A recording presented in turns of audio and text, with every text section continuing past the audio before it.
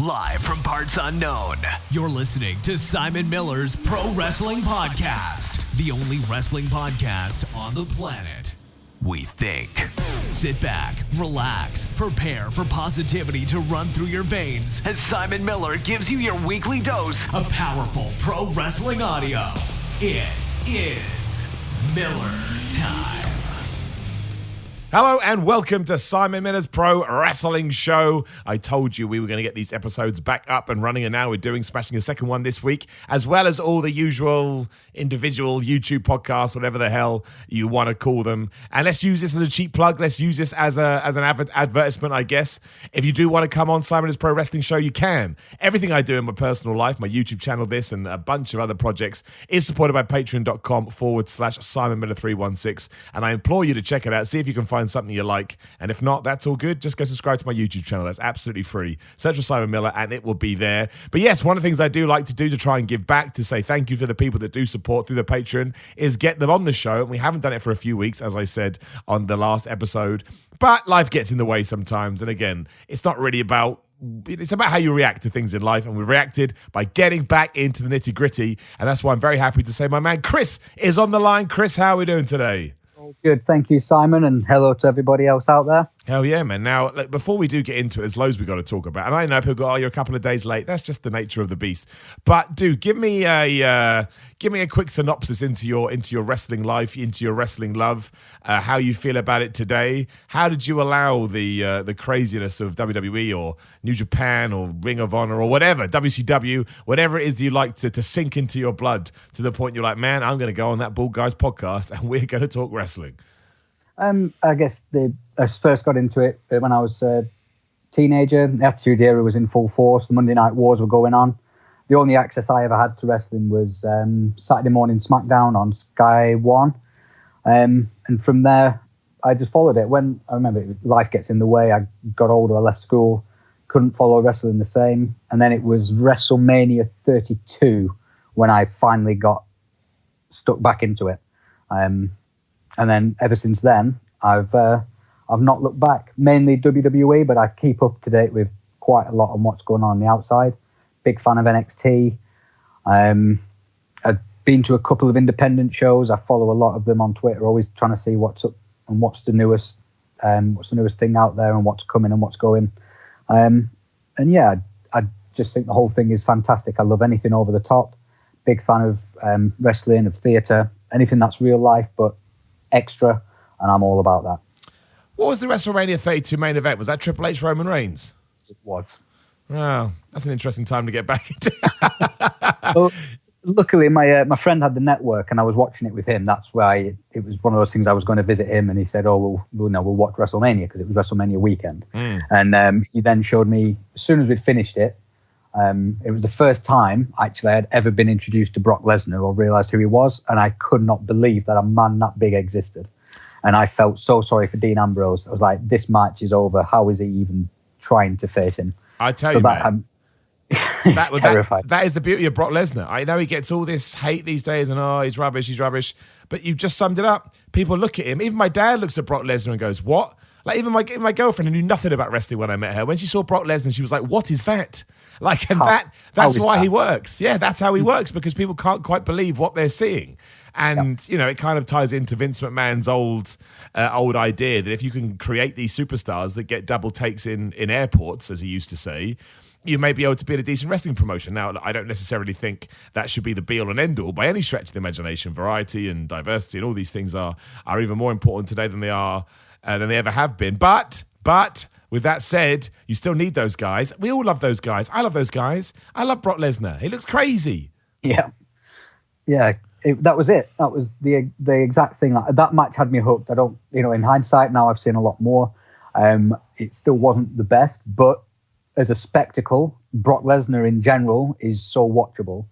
But so afterwards, my friend and I watched NXT TakeOver. He said, you have to watch this. And it was Shinsuke Nakamura and Sami Zayn and American Alpha versus The Revival. And that's the only thing I actually remember from that NXT TakeOver, but they were so good, it was enough to convince me that, I've been missing this too much. Yeah, that Sami Zayn match is that is some special stuff. I was lucky to be at that. event, cool. which is just, I hate myself too. Don't worry, anybody's saying the same. But it was just, I mean, they're so crazy. Nakamura felt like such a big deal. He felt like such a star. And I'm not going to lie, back then I was into New Japan, but I certainly, it just, it's grown so much since then anyway. But yeah, I certainly wasn't like, a proper New Japan stalwart. But I can't imagine anyone not seeing Nakamura during that entrance and the reaction not going, this guy is a superstar. This guy must be the biggest wrestler ever. I mean, he was incredible. Yeah. And for someone like me who was sort of being reintroduced to wrestling after, over a decade out of it, and only hearing bits and pieces and seeing so-and-so, obviously I knew who John Cena was, I knew about Rob Van Dam, Batista. It was interesting. It was a very different style of wrestler that I'd ever seen in WWE with that sort of presentation. For me, that was like, wow, who is this? This is so new. This is not like anyone I've ever seen before in this product. And I couldn't believe that I was seeing this sort of wrestler and this sort of character, and of course a foreigner being treated like a normal human being. As that sound. You mean not being treated as, right, where are you from? Japan, right, we'll treat you as a Japanese guy. Right, where are you from? Exactly. Bulgaria, okay, we'll treat you as the Bulgarian guy. Despite the fact that, that's not a thing. It was never a thing. Just because you were xenophobic in the past doesn't mean you have to be xenophobic forever. I know. It's just crazy. Because you've come to this country or come to America doesn't mean you have to be evil. No, exactly. You can just be a person that's not from America. What are the odds? What are the odds of that? It's crazy. It's crazy. Random note, but I mean, you may not have. I want to talk about him before we get going. Again, I know it happened the other day, but whatever. Do you know who John Morrison is? I would, yes, it would be my right. You do, of course. This is good. I've done a lot of. I've watched a lot, so now I've got the network, and my friend has the network. All right, so you've caught up, right? For the most part, I mean, some of the lesser known guys I'll know, but I do watch pretty much everything that What Culture, Cultaholic, and Wrestle Talk put out. So I know a lot of the older guys. I know a lot about sort of who's relevant. So I've seen him a lot on, say, past WWE shows that I've since watched and caught up with as well. Yeah.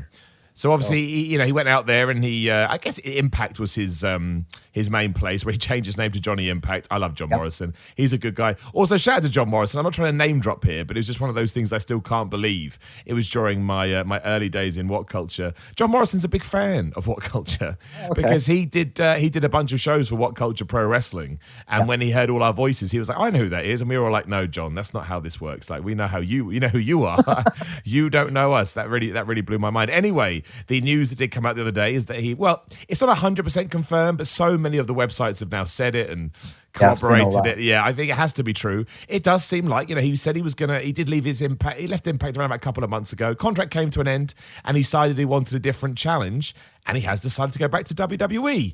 Now, the first question you've got to ask yourself is what he's going to call himself. He likes to change his name up, so that's going to be a rivalry with Johnny Gargano right there. Got to be. It has to be. Well, that is my first question. Where does he go? Does he go to SmackDown? Does he go to Raw? Is the reason he's coming in because Triple H just made him an offer? Obviously, you may have seen on my Twitter, cheap plug at Simon316. I hope that we call him Johnny Elite just to wind up the internet as much as we possibly can, but I'm a sick person.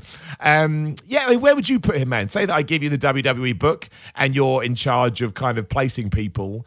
I mean, I actually think NXT is the best place for him. I really, really do. I don't think he'll ever be utilised in the way that some people may want on Raw or SmackDown. But I actually think on NXT, like you said, I do think he'd serve as a great opponent for Johnny Gargano or Adam Cole or Matt Riddle or even somebody like Keith Lee. I think John Morrison, whatever we're going to call him, he has something about him that other people don't. And I really, really do believe that NXT would be the best place for him. And I mean that as a compliment. Yeah, I can't think of a better place for him, especially for a lot of new casual fans, for instance, who are now tuning into the product because there's been so much noise about wrestling all over with AEW coming up and now NXT having its own show. There has been a lot of noise. There's going to be people tuning in. There's always people tuning in new as well. And if he was to come back as a big deal, NXT is definitely the place for him. The same way Drew McIntyre did.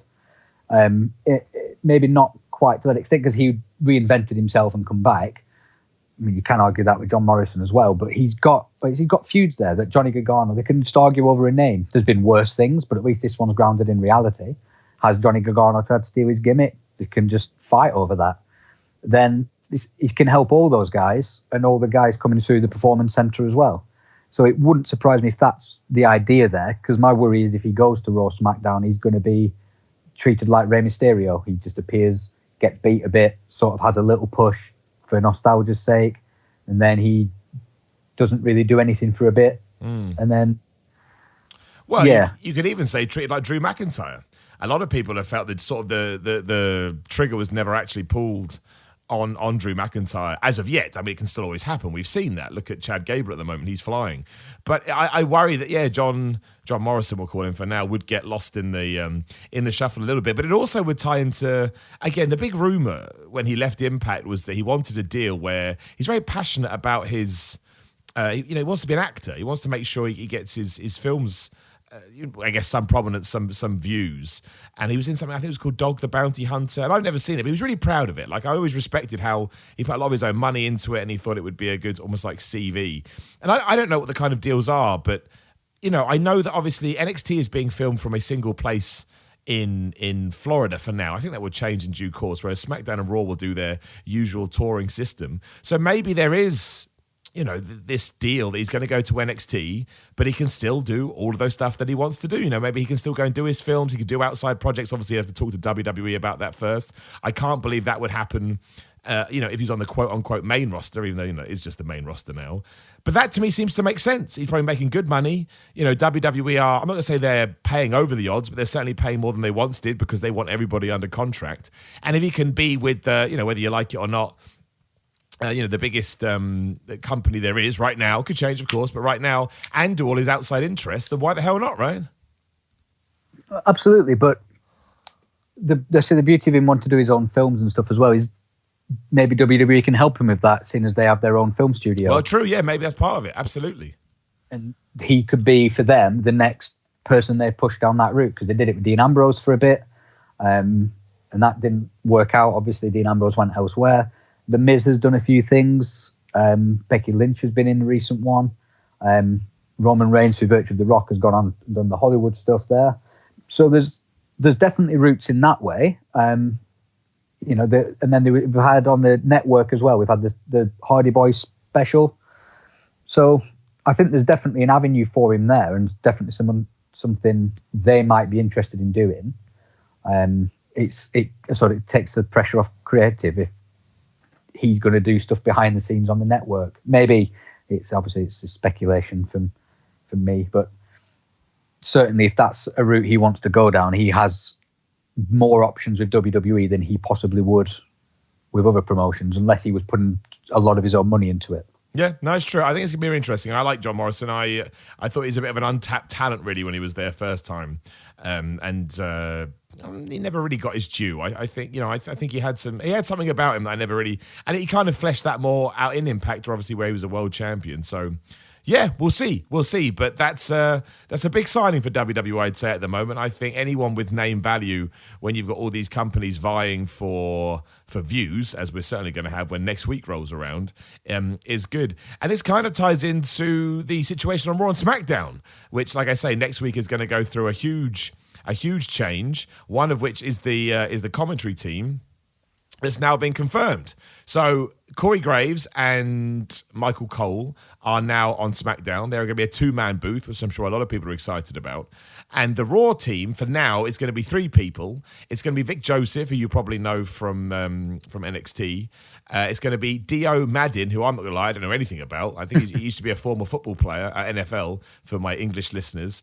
And then the third person for now, it has to be stressed for now, because it's come out afterwards that this is a temporary move, as WWE tries to figure out who they would like in the third position, will be Jerry the King Lawler. Now, I understand there was a lot of sort of backlash to that on the internet. People are like, I don't want to go back in time. I want something new, which makes sense, especially because, we're about to enter a whole new era.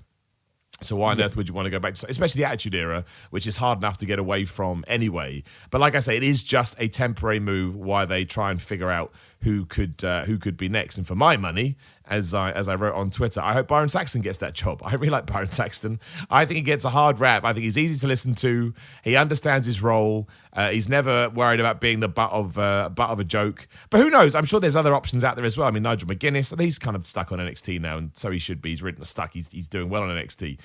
But yeah, I think I quite like this because no one actually knows what they're going to look like. I think both Raw and SmackDown are going to look really different next week. But I think this is a really good first step. I saw a few people be like, oh, Vic Joseph, but I don't know who that is. Exactly. That's why it's fun. I know Michael Cole and Corey Graves are used to it. So when you tune into SmackDown, and I'm sure Fox liked that partnership, which is why they did it. But in terms of Raw, when you tune in on Monday night, straight away, things are going to feel different. Things are going to feel exciting, at least for a little bit. You may not like them, but fingers crossed you will, because the voice of the promotion is going to be different. And that excites me anyway. I was like, yeah, bring it on. Let's do it.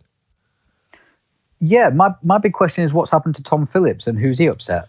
Well, we should talk about that too. So the rumor going around, I think it was Pro Wrestling Sheet that talked about this, so it may be PW Insider. So you'll have to forgive me, but apparently he's been moved onto production jobs. Now I don't know what that means. To me, that would probably be the pre-shows or something like that. But yes, it seems odd that he wasn't able to get a shout, because I actually thought that SmackDown team in general was pretty good. Yeah, I quite like Tom Phillips. I think he's very understated, and whereas Michael Cole gets involved a little too much for a lot of people's likings. I really like Michael Cole, for the record. I think he's great.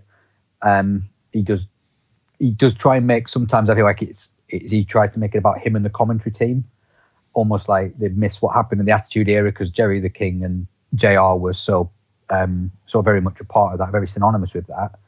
Michael Cole tries to bring some of that back, I feel, but Tom Phillips just sort of lets it happen. He's there, he gets on with it. I agree. He helps what's happening in front of you. He accents it rather than trying to oversell it. Yeah, he doesn't do too much. Yeah, absolutely. Vic Joseph, I think, is very, very similar. I often get them confused. They look quite alike as well. They sound alike as well. They sound like stereotypical commentator, yeah, in a good way. Yeah. In a good way. Yeah, definitely. SmackDown taking Michael Cole and Corey Graves makes all the sense, and to keep it two-man, because those two work very, very well. Corey Graves is going to miss Byron Saxton, because he liked to not bully him, but it was part of the act. He liked to use him as his foil, the same way Nigel McGuinness used Percy Watson. And then on Raw, it seems like a very, pardon the pun, it seems like a very raw team. That's maybe why the King's there, to strengthen it a little bit. Good point. Vic Joseph he was on 205, wasn't he, as well? Did he do 205? Yes, that's what I meant earlier. Yeah, he did 205. He did 205. And then this new guy, obviously no one really knows where he's from, so he's going to need a lot of help on Raw, especially if he's not a wrestling person. That's why it's surprising he's not on SmackDown with the two more seasoned guys. It would have maybe been better to have Renee Young over on Raw instead of dropping in on SmackDown every so often, and have him work with Michael Cole and Corey Graves to get that experience. Because Vic Joseph is quite new. It's quite a big thing for him to take the flagship show with someone brand new, and Jerry the King, who you never know what you're going to get from him one day to the next, to be honest. That's true. Yeah, he's got the experience to sort of anchor it a little bit. Yeah, I think that's fair. I agree with that, and I think that it's the experience thing is important, especially with they're going to be nervous and you want to bed them in. Yeah. But I say, it's like when we talk about new wrestlers, and maybe it's easier with the commentary team. I don't know, but my big thing about it is awesome. Like, it's brand new, and I don't need the same old, because let's say it's awful and this new commentary team absolutely sucks. Okay, at least we tried. That's my big thing with all of wrestling at the moment, be it in or outside of WWE. Just give it a go. And you're always going to get some fans that crap on you regardless, but that's the point. They're going to crap on you regardless. I would always much rather we try and we see it, because let's say it's the best thing ever. We're never going to get that unless we give it a go. And I already know that if I tune in on Monday and I've got a new set, I've got a new commentary team, it's a pretty stacked show, like with Brock Lesnar's going to be on it, Ric Flair's on it, Hulk Hogan's on it. We got the Universal title match. I'm sure there's other things I've forgotten now. You may actually get through that 3 hours and go, you know what? I like the direction we're going in, and that's what WWE needs right now, especially when you've got American football back. So I like all these changes. I like the fact that John Morrison could even turn up on Monday. All these things could happen, and it's going to get people talking, and it's going to get people buzzing. And that's what you need right now, especially with AEW that starts as well. I know we mention it all the time, but it's a big week next week. That's what you need to get people to. You want people to be talking about WWE even when there is rival competition. And even right now, my Twitter feed, my social feed is all taken up by people saying, I don't want Vic Joseph. I do want Vic Joseph. What about this guy? What about that guy? And they're still talking about it. And I think right now that is key, especially because sometimes, WWE social media currency is quite low, I would say. Yeah. Yeah, no, I agree. I seem to see them less on Twitter than I see about anything else. I will see the wrestlers. I will see all the talent. I'll even see stuff from the coaches. Probably see more stuff from Robbie Brookside than I see from WWE themselves. It's such as it is. I don't know if that's because I've accidentally muted them somewhere, but I always seem to see it's very corporate, everything they put out, and it almost makes me cringe when I see the stuff they put out, because it flies in the face of everything except the people that sit on social media and follow brands, and that's how they base their social media. I mean, I'm not the sort of person who would follow Pringles or any other crisp manufacturer or any brand, but the stuff that they put out, even on the promo adverts, is exactly what WWE put out. It's like a brand logo advert rather than created content on social media. Yeah. And for me, I'd rather not look at the advert. I'd rather look at what's behind it, whether that is what the talent are putting out. Bray Wyatt's incredible with social media. Even Luke Harper with his "It's Thursday," that means every single day. Becky Lynch is on fire with it. And that stuff's more interesting than, look, this happened. This is our heavily edited version of the Kabuki Warriors fighting Mandy Rose and Sonya Deville, with all the best stuff taken out, because Vince has probably decided actually that bit was the best when they did a wrist lock. So yeah, I'd rather, the content that's put out there by fans is certainly more interesting a lot of the time, but it's full. Social media is full, but WWE themselves probably don't have as much output from themselves as the talent do for them. And I think the same with AEW in a way. Their talent puts a lot out, but I see a lot more from AEW that catches my eye than I do from WWE. I think I was having a conversation with someone the other day, but in many ways, AEW probably wouldn't even exist without Twitter. You could argue, you know what I mean? Like, that's how the Young Bucks kind of built their reputation. Not reputation's the wrong word. They did that in the ring, but their fan base certainly, because they were just they just got it. They just understood social media, and they were accessible, and all these things. I think that has carried across to so far AEW at the moment. Like I say, we've got to see what happens next week when the television deal starts. Look, you're from the UK, man. You must have seen all the hoo-ha last night about the AEW UK deal. Yeah. Give me your opinion about it, because it was a lot of people were angry, and I understand. It's good in a way because it shows that people are passionate, and I'm all about passion, and I like people being that way. But it does, and I'm not saying this is anyone specific. It's just my worry. I'm not saying that anyone shouldn't be like this, but my worry when things like that. It started at All Out, when I felt like maybe people's expectations had. It was their own. It's like I always compare it to the England football team. Every 4 years, or every 2 years, the England football team. None of it comes out of their camp, but everybody says the England football team are going to win the European Championships, or the England football team is going to win the World Cup. They then don't, and the people that decided that they were get really mad. And you're like, well, this was your expectation that wasn't matched. You decided this was going to happen.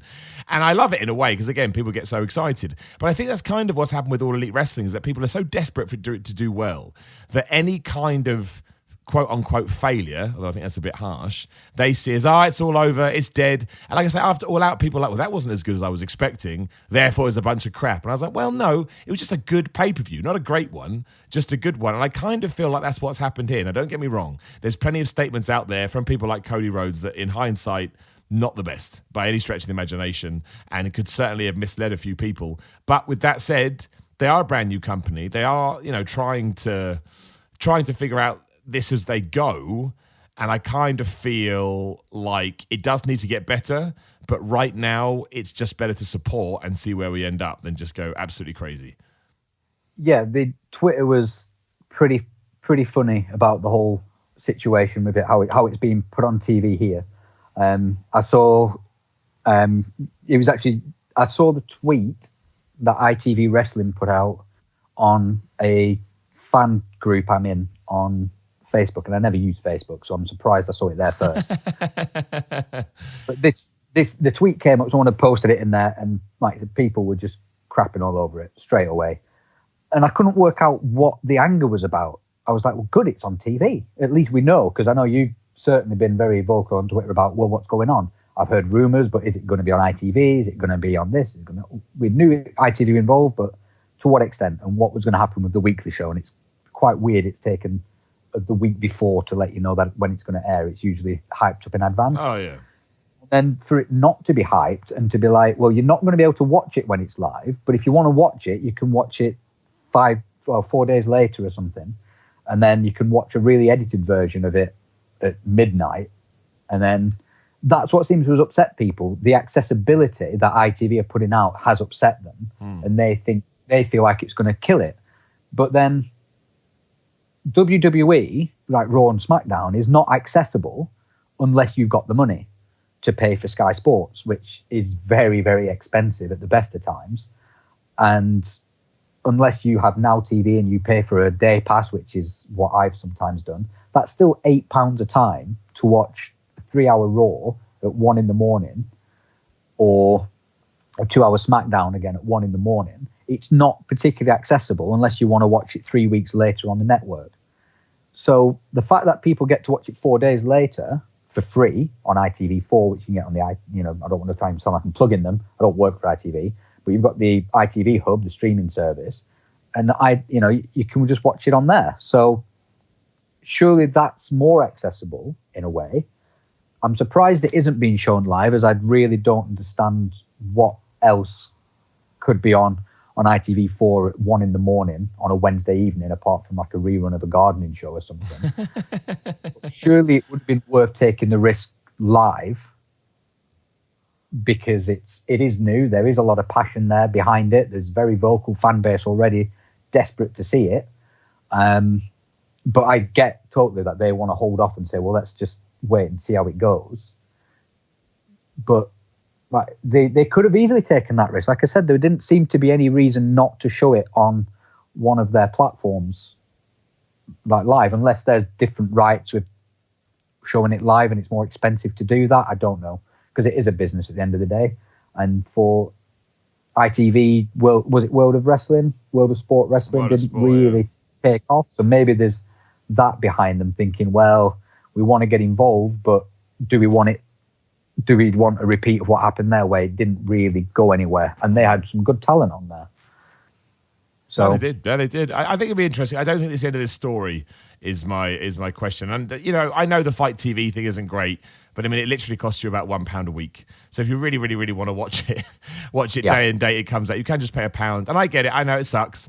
But we talked about this the other day. We won't go over it again. I want to see where we're going to get. With all of this. How have you felt about AEW's sort of evolution up until this point? Do you like it? Do you not like it?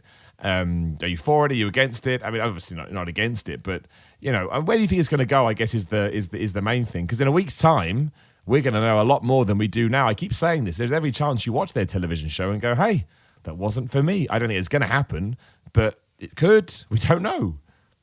Yeah, I'm excited by just having more wrestling to watch and having it more accessible. I think anything that challenges what WWE are doing is good, because it's only going to improve the product for everybody. And we saw that with the Monday Night Wars, the Attitude Era, that in a lot of people's minds was the best it's ever been, because you had these two companies going head to head. Will it be the same? I don't know. NXT is repeatedly the best thing that's been put out by any wrestling promotion. Now that's on TV. They've got to try, and they're the ones being almost pushed to rival AEW almost as a distraction. But if that's only going to get better from rivaling AEW, then it can only be a good thing. And I just think with AEW, with the money behind them as well, the Khan family are exceptionally rich. They've then got the time and the patience and the resources to allow it to grow. I don't think they're in any rush to try and take any crown. They're just doing it for themselves to prove they can do it, because that was how it all started. They were told you can't do this, and they wanted to prove everybody wrong. And if that just means they do things their way and they go about proving everybody wrong, then I think it's going to be a very, very bright future for them, especially with Cody Rhodes' statement he put out the other day, that like the letter to the fans saying, you just tell us what you do like, tell us what you don't like, we're here for you. Maybe it's like you are the authority sort of thing, and they've started that early. But the signs are promising, because they're very good at connecting with the fans, like you said, with the Young Bucks, with their whole YouTube, the being the elite, all of that. They've got off on the right foot, and if they keep going down that route, I think it's going to be some very exciting times. You've mentioned NXT a couple of times, which I totally get. Everyone loves NXT. I think that's just kind of an almost given in the professional wrestling world right now. I understand that you are not, in 2019, you are not. You don't have to worry about watching one and not watching the other. We don't live in that world anymore. That world has passed us by. But do you have any misgivings, I guess, for the fact that, we now on Wednesdays do have this kind of faux battle between NXT and AEW? I mean, to me, it's kind of wonderfully coincidental that it would be those two going against each other, because they do seem to be going after the same fans. Like, I think Raw probably speaks to a different fan base entirely. So, yeah, what are your thoughts on that, given obviously you want to support AEW, and you can watch both, I know, I'm not saying that. But the fact that, in America at least, NXT and them are now essentially battling for the same people. Yeah, it's very different for us, isn't it, here? Because the biggest question that was upsetting people on this Facebook fan group was, how are they possibly going to be able to enjoy AEW when What Culture are going to put out their ups and downs the day after, and they can't until Sunday? Which just baffled me. It's, well, don't watch it and wait until you've watched it on Sunday and then go back and watch the ups and downs. I mean, that's what I do. But yeah, it is different for us, and we can choose when we watch it. And if you have fight, you can pretty much pick and choose that way. But otherwise, if you're quite like, I'm the kind of person who would, I'll watch AEW after I finish work. I'll just go on ITV4 and watch it on the ITV hub, and I'll just watch NXT on the network as soon as I can. I get to I've got that flexibility. I won't see that rivalry quite the same, but it is certainly it's very interesting that they've used NXT to go up against AEW, because that's how it feels to me. You've got Raw and SmackDown, which is it's almost a different audience.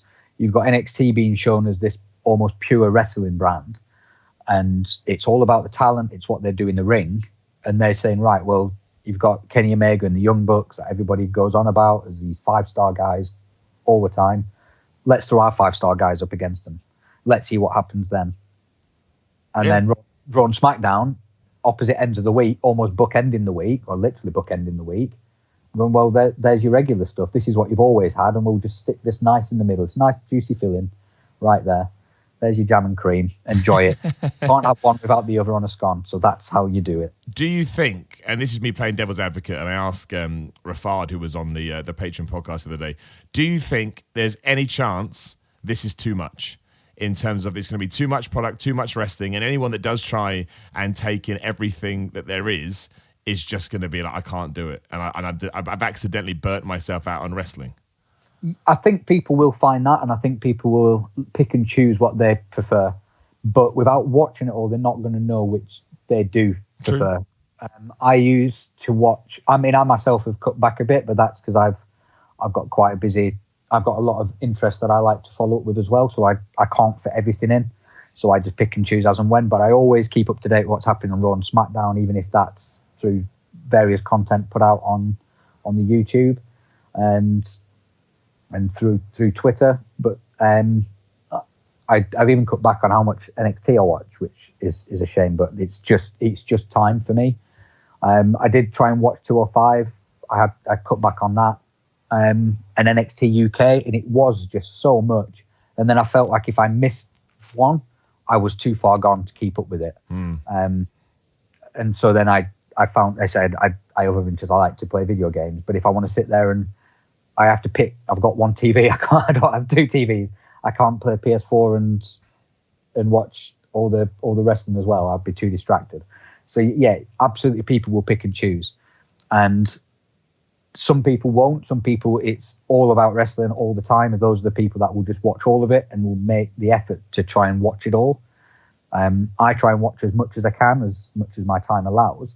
But you watch it so I don't have to, so I just listen to what you say. And now Adam Cleary's even doing it, because even, like you said, you can't possibly be in two places at once. It's not. I could have done that, but I really didn't want to. I don't want to burn myself out either. Also, there is such thing, even I know, even my mother knows, there is such thing as too much Simon Miller. And I don't want to get into that point where people are sick of seeing me. I'm already, doing a lot to begin with, so I don't want to piss people off. You can't do too much. You can't do too much, and even it is watching too much of the same program, or various versions of it. It could be just the same as you go to your favorite burger restaurant, but you can't go every day. You can't eat, even if it is a slightly different burger. One's got no cheese on it, for instance. It's still a burger. It's still, you're going to get fed up. It's going to burn you out. You have to just moderate it, like you do with anything. And I think that's the key for people to still enjoy it, is to just take it as and when, and just, I will keep up to date with everything that's going on with AEW and NXT and Raw and SmackDown, but I'll have to find a way that suits me and fits with what I'm doing. And I think that's the thing, and I think that's where the fun comes in. It's like back in the day with WWE versus WWF then versus WCW. It was like what story has got my attention this week. I'm gonna make that my priority, and then I'll catch up with everything else. That was always the cool thing about it, and I think that's when the real quote unquote competition and war comes in. So we'll have to see, but I do think. I do think it's a lot, and I think trying to vie for that first view is the real is the real test. But I think it's fun. I think that's the key. It's fun. There's so much to talk about, and there'll be even more to talk about in a week, especially because don't forget, when you get Raw, which is now clearly going to feel different, then we get AEW, and everyone's going to think over that for a few days and decide whether they like it, they don't like it, whatever. Then we have SmackDown on Fox, which is a big show, and then on Sunday is the pay-per-view. Yep, it's Hell in a Cell. I'm sure in hindsight, everybody would have been like, "Man, maybe we shouldn't have put that pay-per-view there." But I'm sure it's been in the work for ages. But yeah, genuinely, just a crazy week for wrestling. It's like if it wasn't enough that you had all this stuff being thrown at your face, oh, here's some more. Here's a pay-per-view just to round things off. It is crazy. It's genuinely crazy. Yeah, I didn't even realize it was the same week was Hell in the Cell. That's how much has been going on to distract you. That it's just, oh yeah, you're gonna have Brock Lesnar and Kofi Kingston on Tuesday or Friday. That could be a potential title change there, and then it's Hell in the Cell. A couple of days later, after you've already dealt with everything else, it feels like almost when they did the 2 pay-per-views a month for the SmackDown pay-per-views and the Raw pay-per-views, and they did every fortnight there was a new pay-per-view. I just didn't know where to look. So I feel like that could go that way this coming week. It's just going to be, well, where next? What next? But I think Hell in the Cell has to pull out something very special, and it can't have the quality of a B show, a B pay-per-view. It has to be a bit of an extra quality to cap the week off and to make it feel like it was all worth it. No, I totally agree. Something else I did want to talk about that we haven't talked about so far, and I just want to go on record and say that I do not think that this will happen, but I do respect Podcast One's ability to drum up interest for Stone Cold Steve Austin's podcast.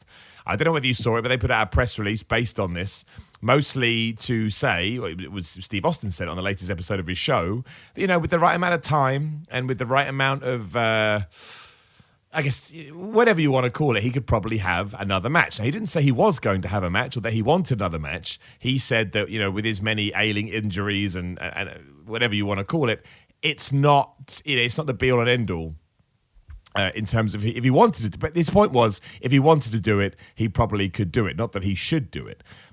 Now, I completely understand the nostalgia argument. There are some wrestlers that come back that I love. Goldberg, for example.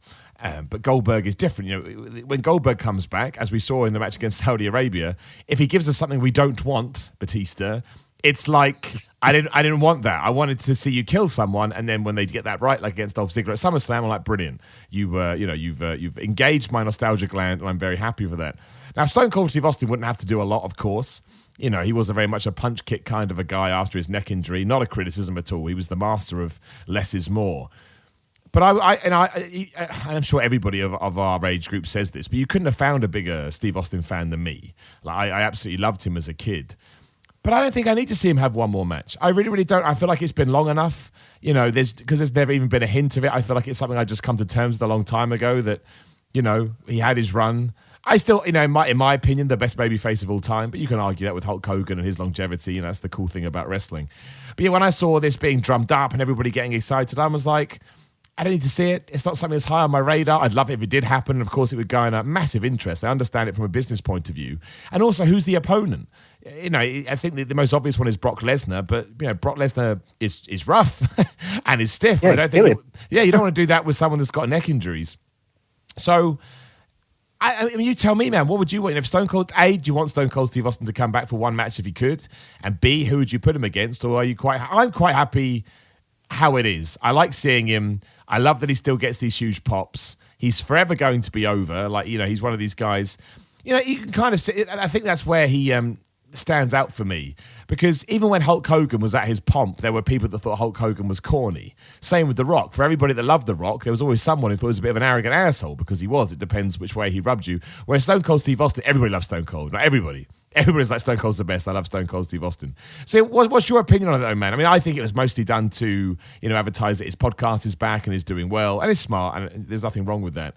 But yeah, even as a massive Stone Cold fan, sort of, 20 years ago, whenever it was, yeah, just not something that I feel like he's missing from WWE.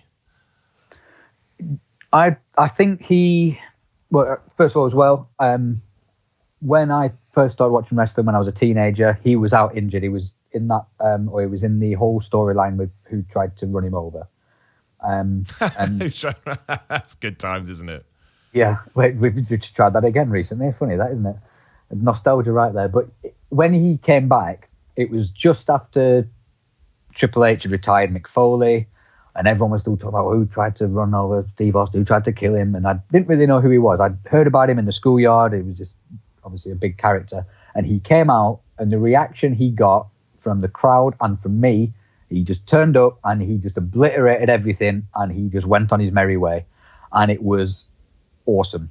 It was one of my favorite moments of wrestling, because it was the one that hooked me right in, and from that moment I was his number one fan. I was trying to buy as much merch as I could. I was trying to find anything out about him as I could. He was just great. He was imminently watchable. He was everything was just about him and The Rock. It was great times. But Stone Cold was that man. And every time he's been on TV since, like when he was on Raw the other night, he didn't need to wrestle or have a match. He just needs to do what he does as his character, and it works. He just gives out a couple of stunners, drinks a bit of beer, and off he goes. And if he turns up and does that, quite sporadically, that's all you need. He doesn't need to have a match, because his match was, I am going to stun you, I'm going to have a beer, and then I'm going to go home. And that's what he does now when he reappears. And for me, that is literally all he needs to do. If he had a match against someone, can you imagine Brock Lesnar taking a stunner and a pin, and that's it? Because that's what happened with Goldberg, and then that was obviously a bigger plan. So I can't see that happening. I can't see him just killing a few people in a few of the mid-carders.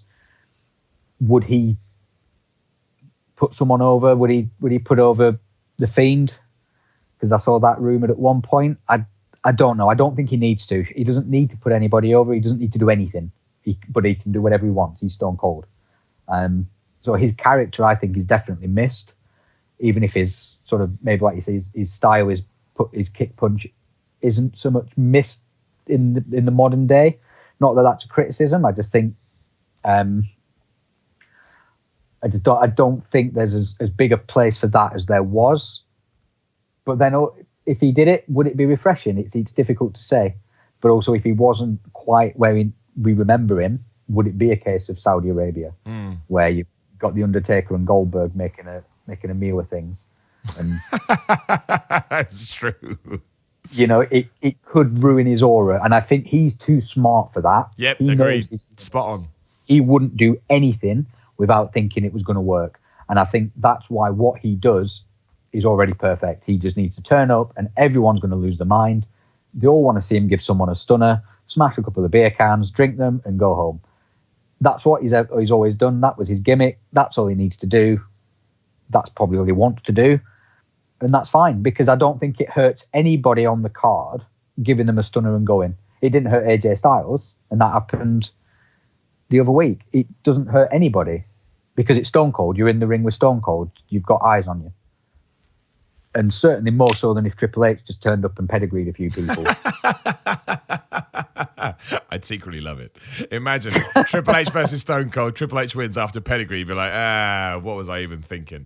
What? Yeah, and then what did I? Who would you after 30 minutes? Who would you put? Who would you put him against though? Let's say he comes back. Who'd you put him against? I don't think you can get anyone better than having The Rock, because The Rock would have to come back. I mean, that would be amazing. That would just be. That would. I can't see that happening. But if he came back, let's say Brock Lesnar, because that never happened, and wait, it sort of did, but it didn't happen in the way people wanted or expected. Yeah,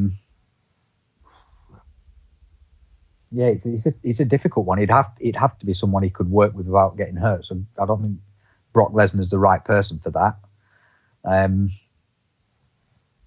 But that's the one you want to see, isn't it? That's the one where it would be Stone Cold and Brock Lesnar. I mean, it would be. That's the money match, right? That's the match that gets the most interest. I mean, The Rock too, but taking him out of it. Because, I mean, you want... I mean, Austin is such a draw, he would get casual fans back in anyway. But you want to make sure the person on the other side of the ring is someone the casual fan can back as well. I don't think it's going to happen. I think you've hit the nail on the head there many times. Austin doesn't need it. He's still super over. And also, I'm not going to lie, and people will roll their eyes when they say this, I don't want Stone Cold Steve Austin to lose. I don't. No. It's not... me neither. So you're not going to, for at least in my world that I've created here, you're not going to be using his aura to help anybody else. So... I get how good it would be, and I understand if we did it at WrestleMania with a 2-month build, people would go nuts for it. I'm not saying that. But I think when you take a step back, you go, am I really going to get out of this what I hope? And yeah, probably not. Probably not. But I thought it was an interesting topic. Stone 55, I think he is now, Stone Cold Steve Austin coming back for... And hey, you could do Stone Cold Steve Austin versus Goldberg, a match that we never got to see. But again, I still think when you got that, you have to take into account we're seeing two people, with all due respect, who are past their prime. Yeah. And I don't think it would ever live up to what you want it to be. It's nobody's fault. That's just the way of the world. Yeah, that's why I definitely didn't mention Goldberg. I wouldn't in their prime. Yes, now absolutely not. That is very far down on my list. I'd rather Stone Cold and Jinder Mahal, just so we can see a few hundred stunners, everyone losing their mind, and that'd be fine. That would be fine. Yeah, Stone Cold and Jinder. We'll have that one. I like Jinder, man. I love Jinder. I think Jinder got a really hard rap. Like, he just did what he was told, and everyone booed the crap out of him. It's like, that's why it's not very fair. I absolutely loved it. Absolutely loved it, because I was watching him concuss Finn Balor. I watched him before that just losing. It was just Jinder Mahal was just this person, and then suddenly he turned up like he'd been on a celery juice diet or something, and was the champion. Like, as soon as he won that number one contender, you could see it a mile off. It was like, Jinder's got this. He's going to win. There's no way he's not going to win the belt. And he did. And it was fantastic. I thought so. I liked stuff like that. I love him, and the Singh brothers were absolutely terrific. It made me want to tune in to see them. I honestly thought it was that good, in the worst kind of way. It was so bad. It was brilliant. It was just super. I agree. And it was just out of nowhere. And sometimes I like out of nowhere stuff. I just do. I'm that guy. Sorry. I like nonsense. Me too. I love it, and that's why you got to watch wrestling, because wrestling is that right down to a T.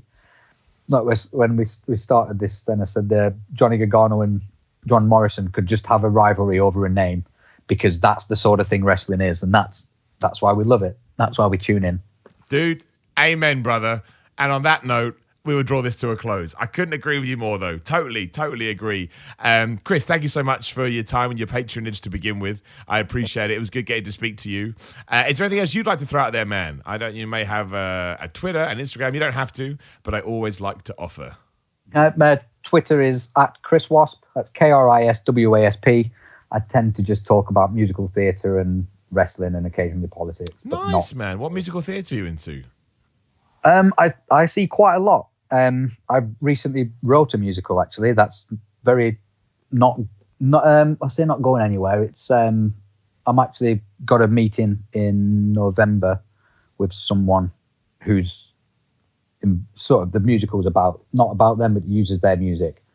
Someone else I Patreon.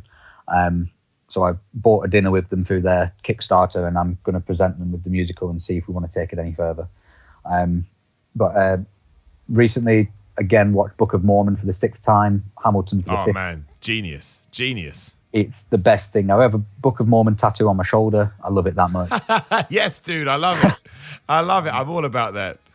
And yeah, I've seen almost everything that's on at the West End at the moment. There's a few that I haven't seen, but I've got plans to see all the rest of them as well.